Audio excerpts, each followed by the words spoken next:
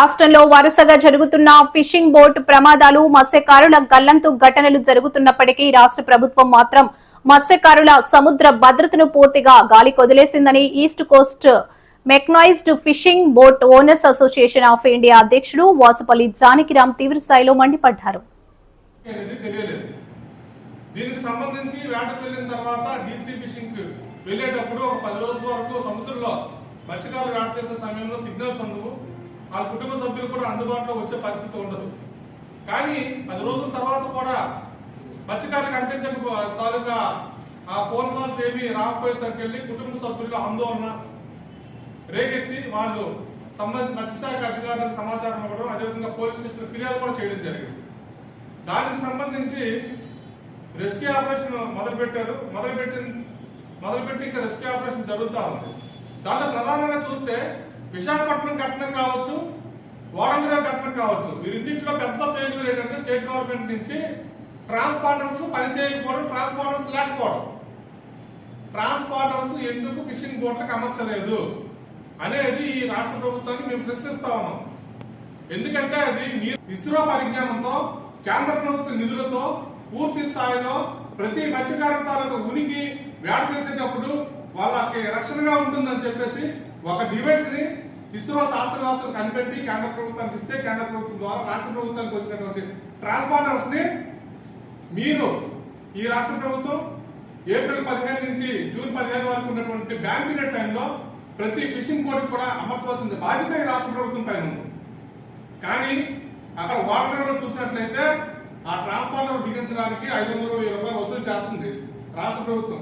ఉచితంగా ఇచ్చినటువంటి డివైస్ కి మీరు ఎందుకు డబ్బులు వసూలు చేస్తున్నారు?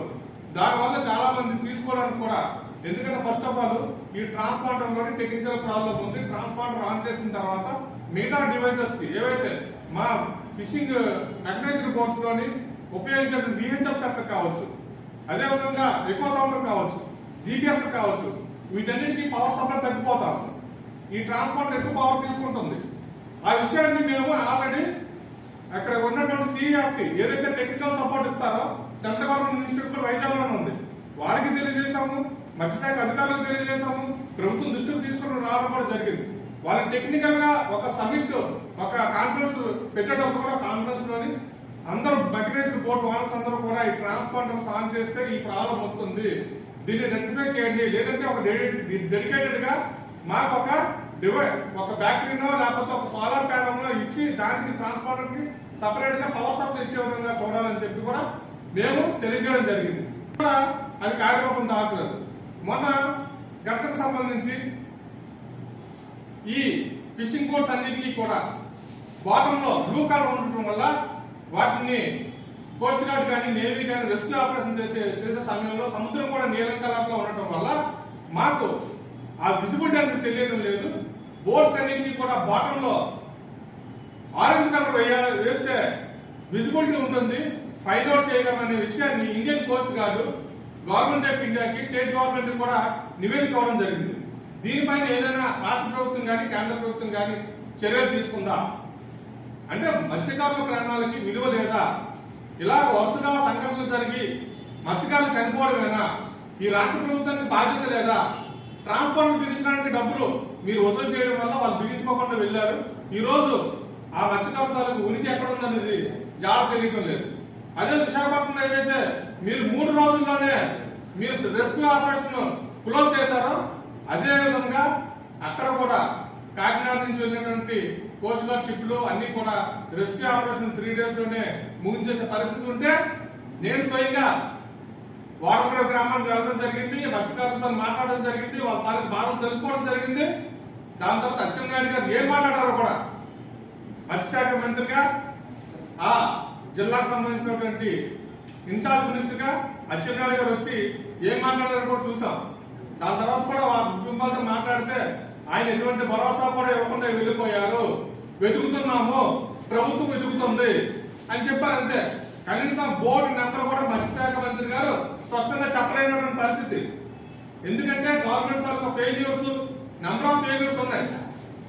దాన్ని ఏంటంటే ఈ కొన్ని పత్రికలు మత్స్యకారులకు తెలిసి ప్రమాదం ఉందని తెలిసి, తుఫాను ఉందని తెలిసి కూడా వేటకు వెళ్ళిపోయారు అని చెప్పి ఈ ఏదైతే ప్రభుత్వం తాలూకు దొంగతనం ఉందో దాన్ని కూడా మత్స్యకారుల మీద నెట్టేటట్టు చూస్తున్నారు. బోటుకి ఫిట్నెస్ ఉందా లేదండి చూడాల్సిన బాధ్యత ఎవరిదండి? మత్స్యశాఖ కదా. విశాఖపట్నంలో ఫిషింగ్ హార్బర్లోని ఎన్ని బోట్లు బయట రాష్ట్రాల నుంచి వస్తున్నాయండి? ఆ బోట్లన్నింటికి ఫిట్నెస్ సర్టిఫికేట్ ఈ రాష్ట్ర ప్రభుత్వం చేస్తా ఉందా? ఈ రాష్ట్ర ప్రభుత్వంలో ఉన్నటువంటి మత్స్యశాఖ అధికారులు ప్రశ్నిస్తా ఉన్నాను. అక్కడ లైసెన్సులు లేకుండా బోట్లు ఎట్లా వస్తున్నాయి? బోట్లకి బయట నుంచి వచ్చినటువంటి బోట్లకి ట్రాన్సిట్ పర్మిషన్ కూడా లేకుండా ఇక్కడికి వచ్చి వేట చేస్తున్నారే. ఒక బోటు లైసెన్స్ నెంబరు 4 బోట్లకు వినియోగిస్తున్నారే. మరి వీటిపైన మీరు ఏ విధంగా చర్యలు తీసుకున్నారు? ఆ వినియోగిస్తున్న బోట్లకి కొత్త నెంబర్లు ఇవ్వాల్సిన బాధ్యత మీ పైన లేదా అని అడుగుతున్నాను. ఇదే వాడుకగా ప్రమాదం ఏదైతే జరిగిందో ఆ ఫిష్ ల్యాండింగ్ సెంటర్ FLCలోని దాదాపుగా 40 ఫిషింగ్ బోట్లు ఇంకా బోటుకి లైసెన్స్ లేకుండా వేటలకు వెళ్తున్నారు. మరి వాళ్ళకి ఏదైనా ప్రమాదం జరిగితే, ఎవరికి ఏదైనా ప్రమాదం జరిగితే బాధ్యత ఎవరు తీసుకుంటారు? మీరు బుడమేర వరదలు వచ్చేటప్పుడు ఉల్లిపాయ ప్యాకెట్లకి వాటర్ బాటిల్కి కొన్ని కోట్ల రూపాయలు ఖర్చు పెట్టారు కదా. అమరావతి నిర్మాణం కోసం ఎన్ని లక్షల కోట్ల రూపాయలు వెచ్చిస్తున్నారు కదా. మత్స్యకారుల ప్రాణాలకి విలువ లేదా అని రాష్ట్ర ప్రభుత్వం ప్రశ్నిస్తా ఉన్నాను.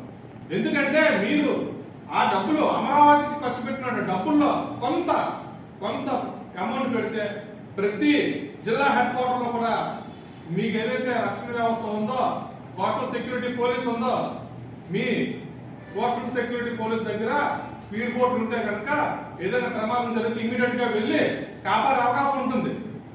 ఈ రోజు మెరైన్ పోలీసులు ఏం చేస్తున్నారండి? మెరైన్ పోలీసు దగ్గర ఏం లేదు, వాళ్ళ డ్యూటీ ఏం లేదు. ఏదైనా పేపర్స్ తీసుకుంటారు, గవర్నమెంట్కి ఇన్ఫార్మ్ చేస్తారు అంతే. వాళ్ళు చేసింది ఏమని కోస్ట్ గార్డ్కి ఇన్ఫార్మ్ చేస్తారు, నేవీకి ఇన్ఫార్మ్ చేస్తారు. ఇదే ట్రాన్స్పోర్టర్ SOS బటన్ నొక్కితే కోస్ట్ గార్డ్కి ఇన్ఫర్మేషన్ వెళ్తుంది, నేవీ కూడా ఇన్ఫర్మేషన్ వెళ్తుంది. దానికి మెరైన్ పోలీస్ చేసేది ఏం లేదు. మెరైన్